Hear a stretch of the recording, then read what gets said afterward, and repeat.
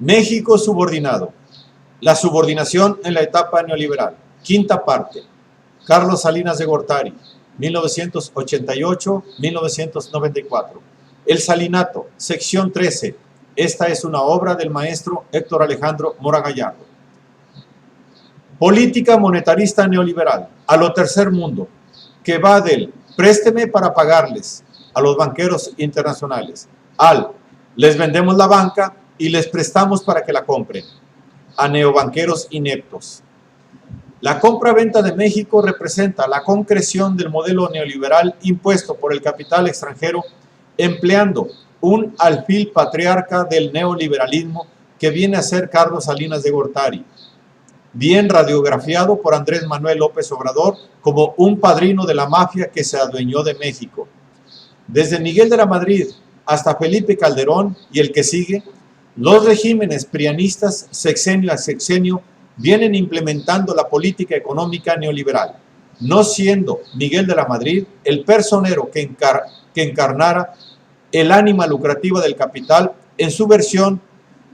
neoliberal monetarista, sino que en la Secretaría de Programación y Presupuesto y en su dirigente y allegados se fue conformando el grupo operativo capaz de impulsar la contrarreforma monetarista,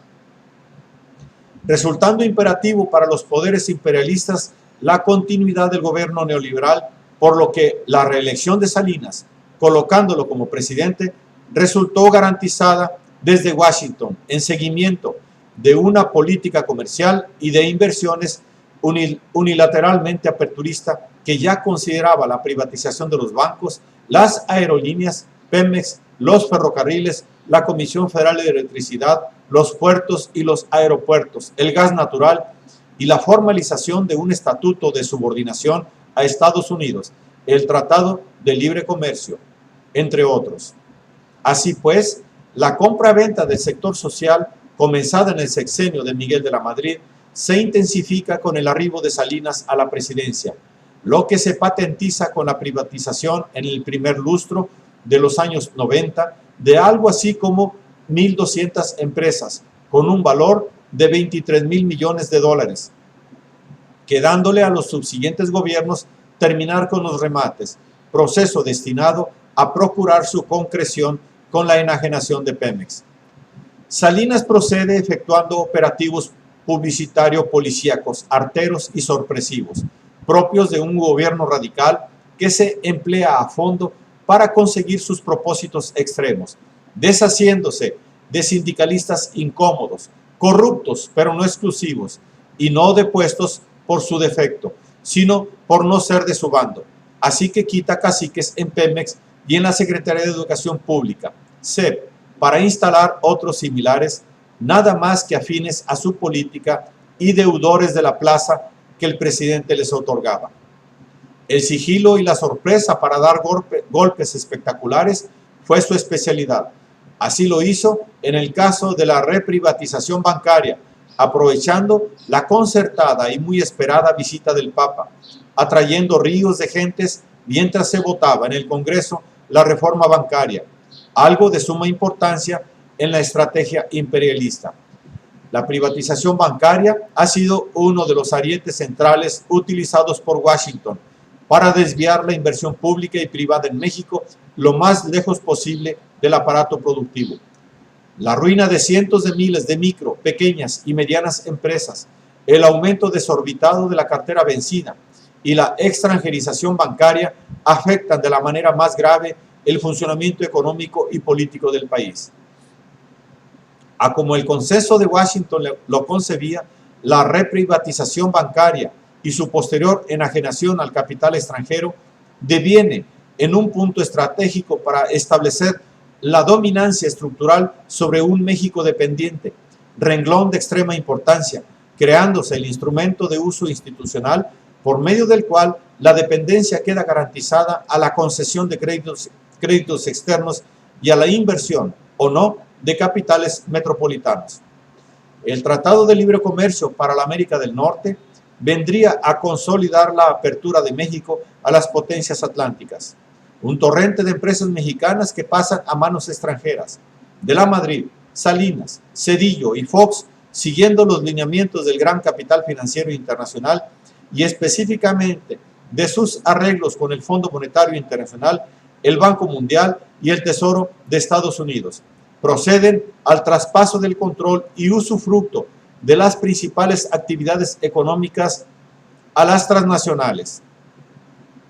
y a un reducido círculo local asociado de megamillonarios, dejando el erario devastado. Hacen atractiva a la empresa de comparar lo que hoy ocurre en contextos históricos como los protagonizados por el santanismo y el porfiriato. El proceso de la compra-venta de México en esto radica y así se efectúa. Procedimientos geopolíticos con fines geoeconómicos impulsados para consumar intenciones imperiales de larga data, en lo que viene a ser la historia de larga duración del coloniaje ejercido en este continente por la potencia que traslada a la herencia colonial de Europa hacia América, reproduciendo-se el eje hegemónico norte-sur. Los personajes de la comedia que deviene en tragedia de la compraventa de México aparecen cumpliendo su papel. En 1993, en el Departamento de Estado en Washington, José Córdoba da cátedra de neocoloniaje en una conferencia en la que explicita el programa de privatizaciones y la ley de inversiones extranjeras promovido por Salinas, despertando de inmediato el entusiasmo en sus programadores. Que el establishment norteamericano de esa manera veía coronar sus esfuerzos por crear una administración de doctores en teoría y praxis de la dependencia al frente de México, apareciendo un personaje de la contraparte en esta comedia, revelando lo que significa para el capital septentrional la apertura al libre mercado. Trátese de un entusiasta empresario estadounidense que tras de escuchar la cátedra de Córdoba comenta: el gobierno de Salinas es lo mejor que nos ha sucedido desde que López de Santana nos entregó más de la mitad del territorio. Identificado queda así por tal sujeto la relación norte-sur en este episodio de la comedia neoliberal que propicia la compraventa de México. Que la nueva generación de gobernantes tecnócratas de México pasó a identificarse con los propósitos del capital imperialista, los que en torrente llegaban camuflados de inversión, procedimientos de injerencia financiera. La deuda fue instrumentada para ir bajando las defensas del gobierno mexicano a la apertura en procura del pastel de chapopote y sus refinados, que la petroquímica es solo uno de los frutos maduros de la reestructuración deudora de marzo de 1982.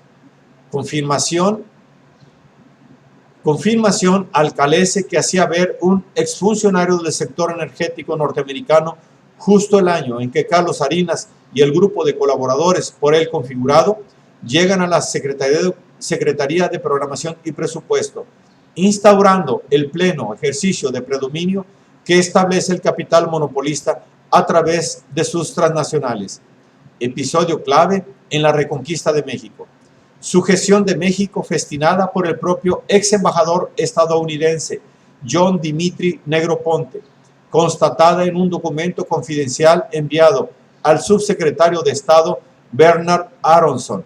en el que daba cuenta de que el Tratado de Libre Comercio con América del Norte era un instrumento que, entre otros beneficios, permitiría institucionalizar la aceptación de una orientación estadounidense en la política exterior de México,